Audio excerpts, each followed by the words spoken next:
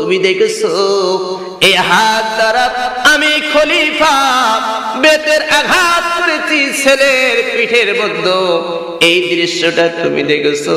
কিন্তু আমি দেখেছি প্রত্যেকটা বেতের আঘাত আমার কলিজায় লেগেছে। প্রত্যেকটা বেতের আঘাত আমি খলিফার কলিজার মধ্যে লেগেছে। এরপরও কেন আঘাতগুলো করলাম? আজকে অপরাধের শাস্তি যদি না দেই, আল্লাহর বিধান বাস্তবায়ন করতে দি, আমার মেয়েও যদি চুরি করত তাহলে আমার মেয়ে ফাতেমাকে আমি রেহাই দিতাম না, নবীর মেয়ে বলে তাকে আমি ছাড় দিতাম না। জ্বলন্ত প্রমাণ, হযরত উমর রাদিয়াল্লাহু তাআলা আনহুর সন্তান মদ পান করলেন। আমার ভাইরা, নাম ছিল আবু শাম্মা।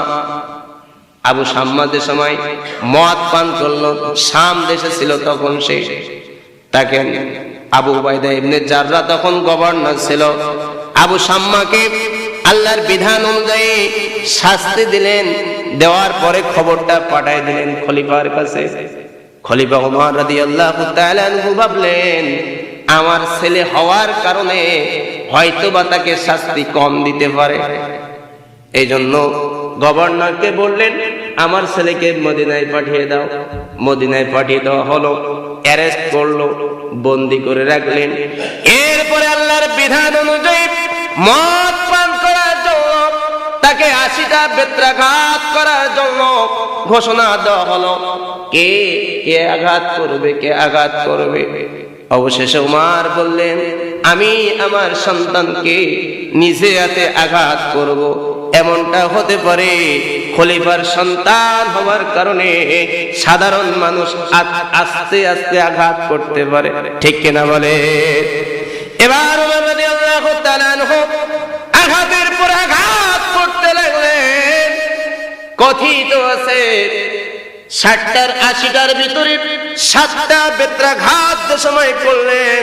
আবু শামামা তখন ইন্তেকাল করলেন, তাকে দাফন করা হলো। দাফন করার পরে কবরের উপরে আর 20টা আঘাত করা শুরু করলেন। হযরত উমর রাদিয়াল্লাহু তাআলা আনহুর স্ত্রী বলতেছেন প্রাণের স্বামী এটা কি করতেছে, কি করতেছে? ছেলেটা তো বেতের আঘাত খাইতে খাইতে দুনিয়া থেকে বিদায় হয়েছে, এরপরও কবরের উপরে আপনি আরো 20টা আঘাত করতেছেন। ওমর রাদিয়াল্লাহু তাআলা আনহু কোনো কথা বলেন না। 20টা বেতের আঘাত সময় শেষ করলেন, করার পরে স্ত্রীর কাছে যেয়ে বলেন